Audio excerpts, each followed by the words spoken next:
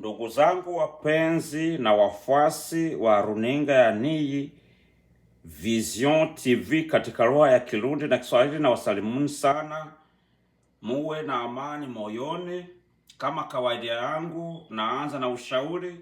Afya yako iwe mtaji wako wa kwanza wa kupigania, alafu na wapande wa fedha utafuata. Hapa tuna habari mbili, vichwa vya habari viwili. Habari ya kwanza ni kifo ghafla cha huyu Senator Lindsey Graham.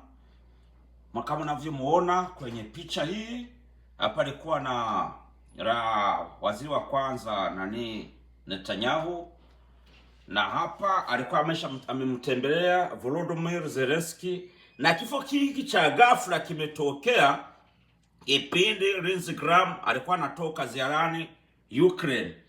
Na hiyo ni habari ya kwanza. Habari ya pili ni vita vilivyoibuka kwenye Ghuba la Uajemi, na tuangalie vinatupeleka wapi, kwa sababu ulimwengu huu tuliomo na mimi ni ulimwengu wa mababe wa vita, na wale ambao wana roho za chui, roho za simba, roho za fisi.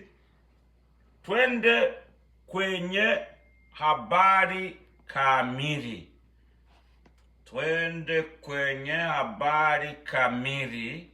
Ndugu zangu watazamaji wapendwa wa runinga ya NIY Vision TV. Habari ya kwanza, kifo cha ghafla kilichompelekea maisha huyu Senator Lindsey Graham. Kifo cha ghafla kilichompelekea maisha Senator Lindsey Graham. Kwanza tumfahamu Lindsey Graham alikuwa ni mtu gani. Lindsey Graham ambaye kifo chake kimetokea ghafla baada ya kupiga kelele, baada ya kusema eta naumwa, nasikia kifua kabisa, nasumbuliwa, kwa mujibu wa watu waliokuwa karibu naye. Kama mnavyojua, hawa maseneta wana makazi yao pale karibu na Capitol Hill ambako kuna apartment wanakoishi. Baada ya muda kidogo alikuwa amepigiwa simu na Donald Trump, wakaongea, afya yake ilikuwa nzuri. Baada ya usiku wa manane, kwa mujibu wa habari tunazozipata, ndo akasikia napiga kelele, anasema na maumivu makali. Basi wakaita ambulance, wakamchukua, wakampeleka kwenye George Washington University Hospital, na alipofika pale afya yake ilikuwa imeshadhoofika, akaaga dunia. Huyu jamaa amezaliwa tarehe 9 mwezi wa 7 1955 kule Central South Carolina ya kati. Amefariki akiwa na umri wa miaka 71. Alikuwa hana mke awala watoto. Amekufa kabisa, ni bachelor. Na jamaa alikuwa ni mpinzani mkubwa sana wa Rais Donald Trump. Walikuwa na mpinga yeye na marehemu John McCain senator. Basi amekuja kugeuka mfuasi mzuri wa Donald Trump kipindi Donald Trump ameibuka ushindi. Na tujue kwamba kuchaguliwa kwa Donald Trump kwa huu muhula wake wa pili, huyu marehemu Lindsey Graham ana mchango mkubwa ndani yake. Na wanasema alivyokuwa anamsababisha Trump kuingia vita ikiwa ya kumchukua Maduro Venezuela, hii vita ya Israeli na Marekani na Iran, amechangia sana. Na alikuwa ni mpenzi sana wa Rais Kagame wa Rwanda, na alikuwa ni lobbyist mkubwa.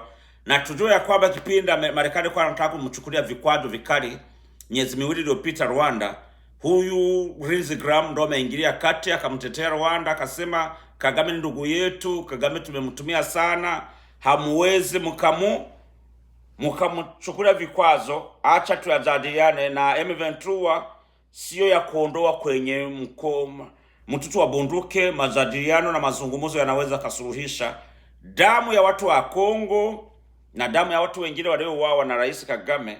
Na huyu jamaa wamechangia marehemu Graham kwa sababu alikuwa anamtetea sana.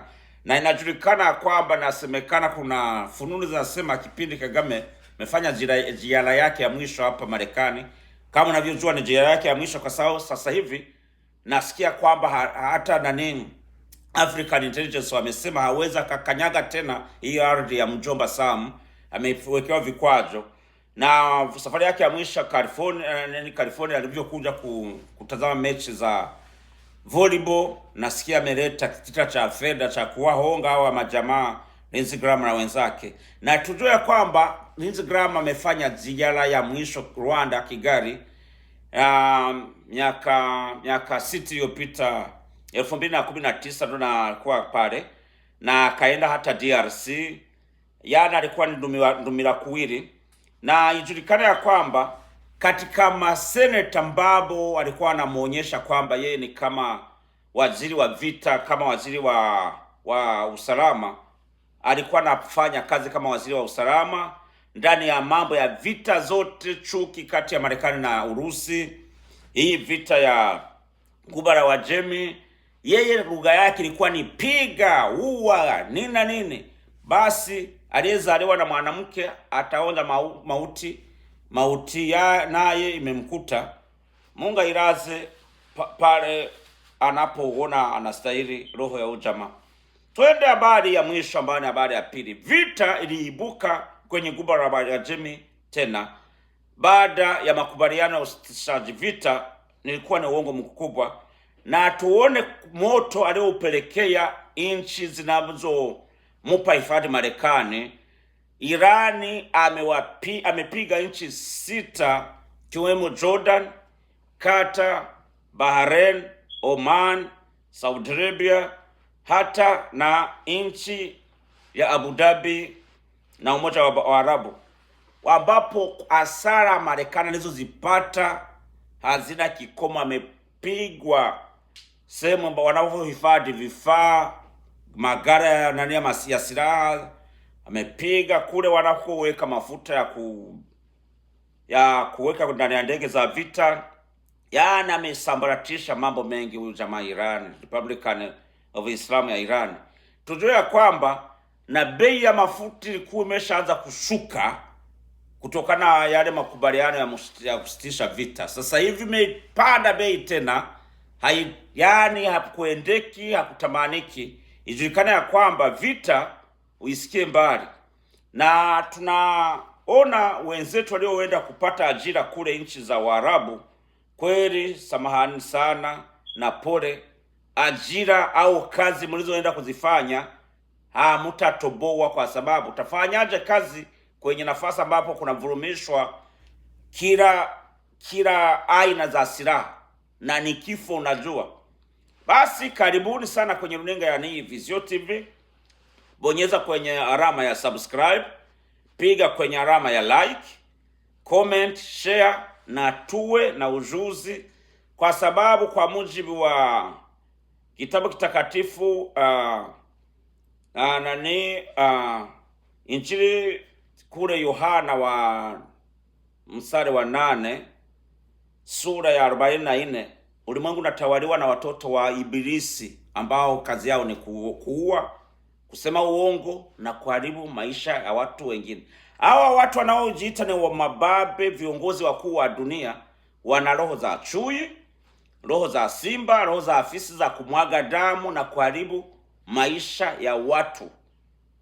Unamuona Trump roho yake ilivyo, unamuona waziri wa kwanza Netanyahu roho yake ilivyo, mnamuona Emmanuel Macron wa Ufaransa roho yake ilivyo, na hao wengine.